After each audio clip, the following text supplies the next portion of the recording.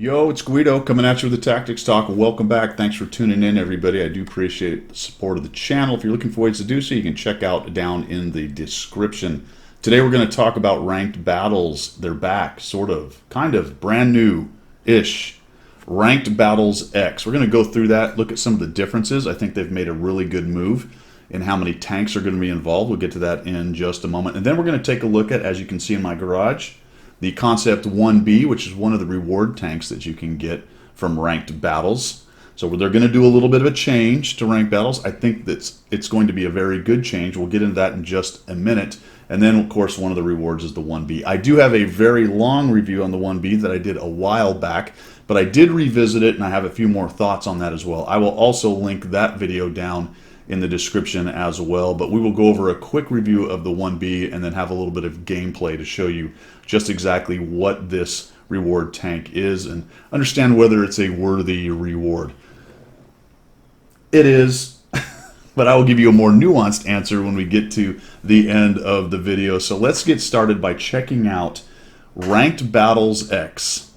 I think it's going to be good. All right, Ranked Battles Season X, really Season 10, I guess. Did we get to 9? I'm not exactly sure. What you want to do then to find out all these details is go into the latest news. That particular article is past the main page, so I don't know if you've ever noticed this, but there's an all news button right there that you press. Then it will give you all of the news that has happened. You can really scroll down and get pretty deep into the past, but we just want to scroll down here and look at Ranked Battles Season X, try the new format. And then we've got a good description of what's going on. This is what we're going to dig into because they've changed it a bit. Remember, it used to be 15v15, and if I'm honest, I didn't particularly care for ranked battles in the 15v15. So Wargaming has listened to the players, and it hasn't quite gone down to the 7v7 brawl mode, but I'm a bit intrigued by the 10v10, so I'm definitely willing to give it a chance. I would like to check it out, and the rewards are pretty good as far as the tanks go. So we'll get to the tank in just a minute of one of the reward tanks, as is the Cannon Panzer 50T, another one of the reward tanks. There's also a sneaky little addition in there of a Tier 7 Czech Heavy premium tank, the Skoda T45, which I also have a review on. And come to think of it, I think I'll put that down in the description as well if you'd like to see that. Ranked Battles Season X, try the new format. It is going to start on the 28th of June, and it will go to July 12th. So that is going to be after the end of the current Battle Pass, but I think, based on some intel I'm seeing in here, potentially during the start of the second Battle Pass. We'll get to that in just a moment. General overview, 10 vehicles, just like it says right here. 10 vehicles instead of 15. And I agree with them. It makes the battle format even more consistent with the highly competitive spirit. They've reduced the number of players, increased the importance of personal skills, give you greater influence on the outcome of the battle, and reduce the number of players will. More room to maneuver, battle density, less battle density, and increase the value of teamwork. Now, if any of you have played the 7v7 brawl mode, then I think you will agree that less tanks, especially at Tier 10, reduces the amount of tanks on the smaller maps and makes it much more interesting. I'm looking forward to the 10v10. So that's the big change right off the bat, 10v10. It's going to go for 2 weeks instead of 3. That is another change. Now, this is a bit of a test situation. They have told us that they're going to have a way to give us feedback. So make sure that you're giving feedback to Wargaming while you check out the new ranked battles setup right here. Matchmaker is going to get a small little tweak, my friends. 1 SPG and 2 light tanks max. I think that's a welcome addition. When you get to a 10v10, you'd very definitely want that as well. These changes will emphasize competitive nature. I certainly hope so. Now here is where I'm getting that little tidbit of maybe they're going to start Battle Pass before we get done, or at least during this particular Ranked Battles X, because they have points for Battle Pass. Now this may just be a placeholder so that if they have a Ranked Battles set up later and Battle Pass is going, these are what the points are going to be. But you know, you got to kind of infer some of these things as we go. The progression system has been changed slightly right here from 102 to 94 number of chevrons required. So that's going to reduce it just a little bit. Whether or not that stays for other iterations, or whether or not Battle Pass goes to only 2 weeks and 3 weeks or 2, I don't know. But for this one, it has been reduced. We got division. We have You have to qualify still. Then you have Division 3, Division 2, Division 1, and we'll get into the rest of it as well. This is going to change how the chevrons come and go. It is going to be with a victory. Place number 1 and 2 will be 2 chevrons. From 3rd to 7th will be a single chevron on the winning team. If you get 8, 9, or 10, no chevrons. In the defeat, if you're number 1, you gain a chevron. If you're 2 to 4, you are neutral, you don't lose a chevron. And then if you're 5 to 10 on the losing team, then you're going to lose a chevron. So that's how that's going to set up, or be set up. Role experience system rework. I counted it up. They now have every tank at tier 10 minus the reward tanks that you cannot use set up with some kind of role system experience setup, so that if you do that thing, I'll give you one example, a support heavy tank. If you trade hit points and block damage or cause damage from close range distances, then you will get extra experience. There is a symbol now that will come up, a special icon as it says right here, that will show you if what you just did gave you some of the role experience, and that's a way obviously to increase the experience and make you more competitive in getting chevrons, because your experience place on the team is going to increase. All right. Performing action specific will help your team earn chevrons, special icon, as I said. There will be missions. You can see right here, we've got the all-around player, we've got the assault order, and we've got the heavy is good. From what this article is saying, right now only the heavy tank, an assault heavy tank, which if you look up here are these tanks right along this list, will have their own special mission. But as you can see, the rewards are some bonds and a daily bonus battle, which is the same kind of concept as last time. 25 bonds in the bonus battle for 3,000 damage. And then we get to 25 bonds and a bonus battle for doing the assault heavy mission right there. All right. And that's by earning at least 150 role experience. That's that kind of special experience for doing your role. Here are the divisions. I said we hit those. Then it goes to bronze, silver, and gold league. And of course, we've got all of the rewards. It looks like a bunch of bonds, credits, some gold. Fantastic. Some consumables, premium time, personal reserves, and directives. Just a whole smorgasbord right there. That's Division 2. Division 3, some of the same, increasing in bonds and credits. Division 1, things starting to increase. And then on Division 2, and we'll get to this in a minute, we'll talk a little bit how Ranked X relates to the past, if at all, in just a moment. But at Division 2, you will then unlock the ability to get some of these items down here for bonds. So the Skoda T45, as mentioned, a Tier 7 Czech heavy tank. The Czech heavy tanks are on their way, so you might be looking for a crew trainer to do that. Or the Kampfpanzer 50T, a Tier 9 German medium tank for 20,000 bonds. Okay, break. I mentioned that, does it relate to past ranked battles? Only in one way, from what I can tell, and that way is that whatever your reduction in cost was, okay, for these items from last ranked battles, okay, your discount, whatever your discount was, that will still apply. Pretty cool. So another chance, I think, at the Kampfpanzer 50T or the Skoda T45. I'm especially interested in that because I didn't get high enough in the last ranks because I wasn't interested in the 15v15 setup. Now that we've got a 10v10, I am definitely going to give this a shot. I'm really looking forward to this. We get to Division 1. Like I said, we're increasing in gold and credits. Bronze League. Improved compressor is another one of the new things. So an improved compressor, which is going to be a obviously better compressor, or turbo, really is what it is a better turbo. And then we have some directives for that, which is fuel filter replacement. So 50 directives there, and then Gold League. Check this out at the end, 20 of the plus 50% credit personal reserves. These are like gold. All right, well, they're not really gold, but they're like gold. They can really make your credit earnings just skyrocket. These plus 50% personal reserves, they're fantastic.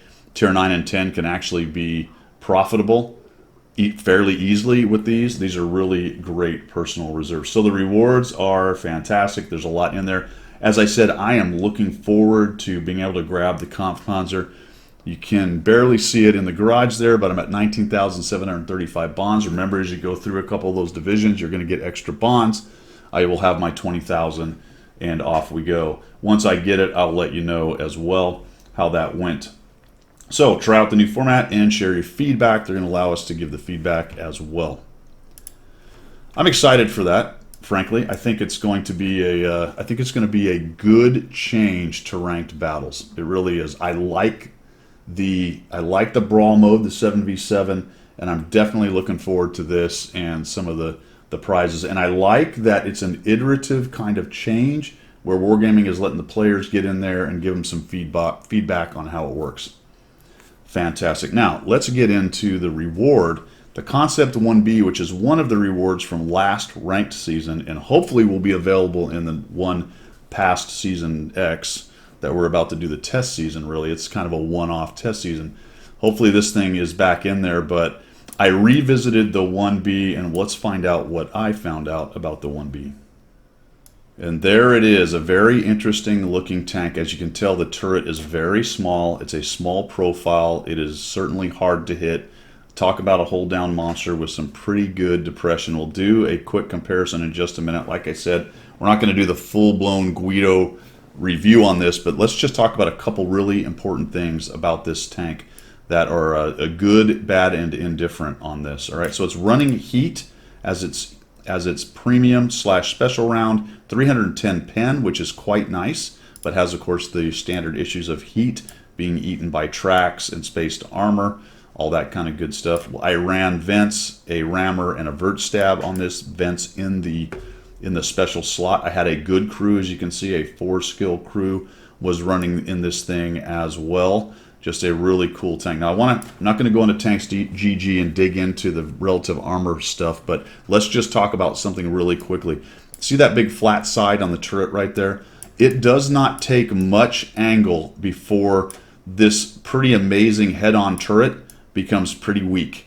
And it's a lot less angle than you think if you go onto tanks.gg, and you can really just start penetrating the side. What this means is, as you're coming up over hills and maybe turning your turret and trying to fight more than one guy, if they have a couple different azimuths that are coming at you and you're turned to shoot one, the turret. Now that happens to every tank, but this one is so flat, there's just not any give or take on, say, the rounded turrets of a Russian kind of tank, or even some of the American, a little bit more curved turrets. So be very careful about coming up with different azimuth threats coming at you and getting fairly easily pinned. Also, this top hatch up here is fairly weak, except that it's really thin. Now, if they have any look down, it becomes very easy to hit. But if you're talking about coming up over a hill and then doing the old depression thing, you're in pretty good shape right there. Let's take a look at the comparison, and I picked some tanks that I think are pretty interesting to compare it to. We have obviously the Concept 1B, the AE Phase 1, which is another American reward tank, kind of a very similar play style. The Conqueror, lots of gun depression, good turret, similar to the Concept 1B. I put the Object 777 version 2 in there because it's another Tier 9 heavy reward tank, and then with just the standard Tech Tree 103. So with the 1B, remember you're getting a 400 alpha. We dive down here, we have 2,276 DPM, and that is right at the top. Not quite as good as M103, but the armor profile on the Concept 1B is better than the 103. We'll talk about the armor in just a minute. Rate of fire is pretty good.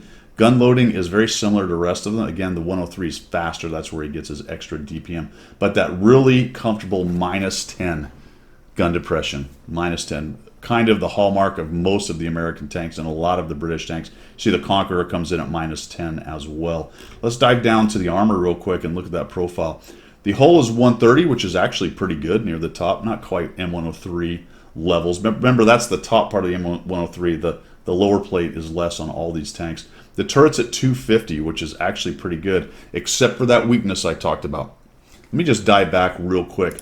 This rounded bit is really bouncy, though. So we're talking, you have to get into the flat plate. You start shooting into this rounded bit, it is bouncy from nearly any angle right there. I just wanted to add that in. So the turret profile is good, or the armor profile is pretty good. Turret's really nice on this tank, very comparable. All of these are turret fighters. Of course, the 103 has that big tumor on the back, which is pretty easily pinned right there. The Conqueror has a similar situation, not as prominent as the M103. The A-Phase 1 has one, but it's very tiny up there on the corner. Mobility is really nice, guys. At 45, this is the fastest among these tanks. It feels like medium level mobility. This is one of those heavies that can hang out and keep up with the mediums pretty decently. And this is really one of the best things about this tank. Look at that specific power. 20.64. That's head and shoulders above anything there. It will get up and move, and it will get where you want to be. Plus, it has turret armor. Even though I keep harping on it, it's kind of wonky when you turn the turret a little too much. It's pretty easily pinned. But if you're looking straight on, you're doing the hold down monster kind of thing. This is a really nice tank, and it will get you where it needs to be and get you away as well. Look at the traverse speed. It just spins around. 43.81. The M103 is 29. The next best is 31. Very maneuverable. Very maneuverable. Concealment, who cares? It's a heavy tank. View range is very nice at 400, which is right at the top along with the Conqueror. In fact, it's 10 better than the A-Phase 1 and the M103. So there's a quick down and dirty on the 1B. A couple of important things I wanted to talk about. Let's look at a little bit of gameplay, and we'll talk about when we get on the other side of the gameplay on what I think of this tank and whether it's, air quotes, worth it. Right, let's see. All right, my friends, we're going to show you the mobile heavy that this thing is. Number one thing I want you to pay attention to is I am up here with the mediums, my friends. Now, I tend to be out in front most of the time. Some people hang back. But still, once everyone started moving, usually your heavy gets outpaced by the mediums. I am right here with them. In fact, the Basante is a pretty fast heavy, and he's back there. So I'm getting to where I need to be. We are here on Himmel's Oak. All right, here on Himmel's Oak, and we're headed over on the tracks to go to the place that the mobile tanks need to go that have hull depression. A really good place for this tank. Only one arty, so that is a fantastic good thing. Number two thing that makes me know this is a pretty darn good tank. This is a 1,350 something experience game, and it's only a class 2. And I only played this about a week ago. So it's not like it was the early days of this thing. So you got a couple things going on here. We'll let this get going. Good players own it. Generally, better players own it. But number two, 1,300 experience only to get a Class 2 mastery. People are doing really well in this tank, and I think this game will illustrate that pretty well. So I'm just going to push up here. I'm a fairly aggressive player for those of you who haven't watched my stuff in the past. I like to get up there and start shooting because I don't know it's a pixel tank game, so that seems like the thing to do. We've got Artie coming in. Of course, I don't push in as fast as these guys do, but good on him for going in and taking a few hits. Holy cow, somebody got ammo racked. And I thought I was in trouble right there when he got ammo racked. But we'll come in, we'll put a hit on the Barosk. Really comfortable gun. And I'm going to say this right now as we play this. If I had to sum this tank up in one word, it would be comfortable. It really is. It doesn't struggle to move. It doesn't struggle to turn its hull. It doesn't struggle to turn its turret. It doesn't have bad vices like terrible dispersion when it moves around. It just is a comfortable tank. Now, it doesn't hit everything it hits. You know, hey, I'd love to have a Leopard gun on it. You know what I'm saying? But man, oh man, is this just a comfortable gun. Look, it just kind of rolls right up the hill and then bounces off the turret. All right, you know, that's strong armor. That's strong armor. We're going to sit here. I'm trying to minimize the amount of damage potentially that the GW can do to me. I'm hoping he'll actually miss. He really kind of requires a direct hit to do any damage when you're back sloping like this. That's another really good hold down, and this is the one I talked about. The A-Phase 1 is one of the tanks that I compared this to. Not a great shot, right into his strong turret. I'm thinking, well, is he just going to come at me? It looks like he might want to just... Is he really just coming? He is. He's just coming at me. So we put a shot into the lower plate, and we actually don't take any damage. We'll just, olé, go right by him on that one. Quick auto aim, because I know we're going to get into his turret, or into his hull, and down he goes. Zach T, A-Phase 1 is eliminated, headed back to the garage.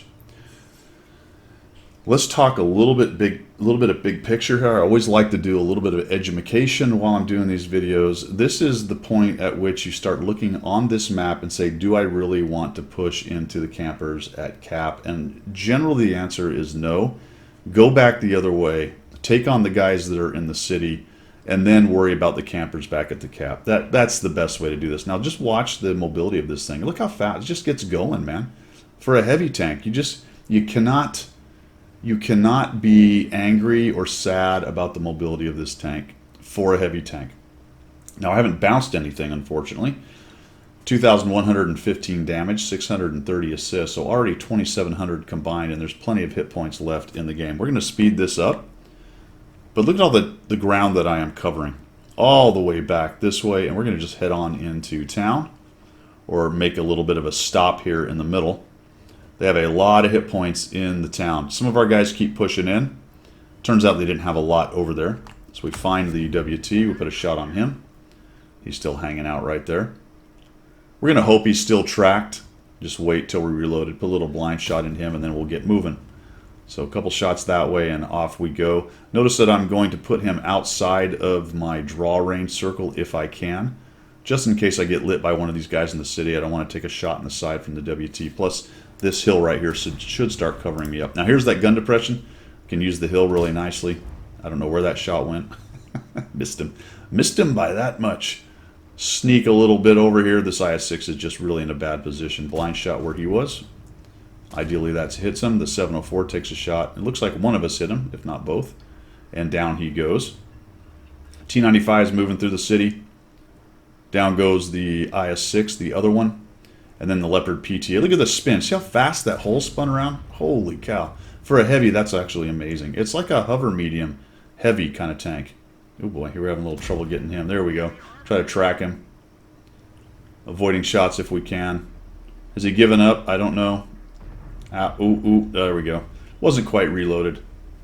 And we're up to 2,900 damage with 985 assist. Starting to think about how we might want to get into the town. Come over here and see if we can't find maybe the Scorpion or the KPZ. Very comfortable. Up and over the hill, no problem. Pushing right in. There's that guy. Look at that. Just snap-a-lam-a-ding-dang right into the back of the Scorpion. Maybe we can get another shot. More than likely, that's got me spotted in the interest of the KPZ. There we go. The KPZ takes a chunk of me. 3,366, 985 assist. Head back over this way. And at this point, I should have been aggressive and just pushed in. I think I futz around just a little bit there. I really should have just gone straight at these guys. The T-95 has a few hit points now, but he actually gets worked over pretty well by the prototype. And the T-54 E1. The Scorpion and the KPZ are in the other part of the village over there. Just speed this up. Zoom on in here. T-95's taking a bunch of hits. 54 E1's getting hit. GW is dead. There we go. And now we can just come in here and put a little shot into this guy's front end. Look at that. Nicely done up underneath the track right there. He's tracked. Come right around. He's still tracked. Doesn't have a repair kit or he's quit. We'll shoot him right in the weak spot in the hatch. Look at the speed. Just the acceleration and off we go. Comfortable. The tank is just very comfortable. It's easy to play. You know, there's a lot of tanks that have these kind of special turrets or these, unique characteristics. They're very fast, really fast-firing gun, whatever the case may be. But sometimes they're kind of uncomfortable and ungainly and weird to play. They don't really fit the mold of the trading game, the hold-down fighter, enough speed to get where you want to be. This tank is just comfortable.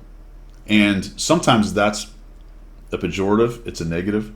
Like if a tank gets too average and comfortable, it's not very good. This one is comfortable on the side of good.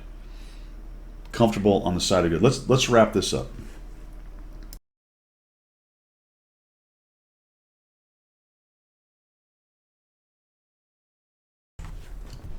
So what's the bottom line? Is it worth it? Well, let's have a quick discussion about worth it, at least from my opinion. Whether it's worth it is a personal decision, how much time you have, how much you like ranked battles. There's so many things that go into it. So I'm not going to tell you whether it's worth it. I'm going to tell you whether it's a good tank. And then you can decide whether it's worth it to you. Yes, it's quite good at Tier 9. The experience required for Ace Masteries indicates that it's pretty good, as well as my experience playing it just really quickly. Jump into the stats, which I didn't go over earlier, but I'm running a 70% in 30 battles. Small sample size, I got it. That is well above what I probably would have after 500 battles. 60%, maybe 65 if I'm being a little bit a little bit optimistic, but I really think this is a 60% tank for me. I really do like this tank. I want to revisit something really quickly. I said I wouldn't show it, but I am going to do this. I want you guys to see the tanks.gg thing. I think it's important enough to discuss right here, because while the turret, as you can see, is amazing straight on, and this is what I was talking about, just a little bit of angle and a lot less than you think. When you put some, watch how it's purple. I'm talking about this side right here. Purple, purple, purple. Holy cow. That's not much, is it? All of a sudden we're at 252, and we go even a little bit further, and now we're just pennable by any tier 8 that even sneezes at us. All right, especially heavies or anyone who's dabbed too. So be very careful about that turret situation with this thing. And that's actually a good thing. What it means is that there are weaknesses. It's not the amazing all-rounder destructo tank from heck. It can be beaten, but as I said before, it is a good tank. I like this tank quite a bit. There are a couple quirks to it that you have to be careful with, but overall, one word, comfortable. And if I had to add an extra word in there to really describe it, because some people say, well, a comfortable tank can be boring. This is good comfortable. So slightly above to above average tank in World of Tanks at tier 8 as a heavy. And that's a really nice thing to have with an American tank. Fantastic. That's all I've got for today. Thanks for coming by, guys. I hope you found this video helpful. Let me know what you think down below. Like it, love it, don't like it, agree, disagree. As always on my channel, A, if you have a different opinion, great. B, if you have more information, which is always good because the rest of us can learn from the more information. Either one of those, and as long as it is civil, go for it. Head out with the critiques. That's all I've got. Thanks for tuning in. See ya.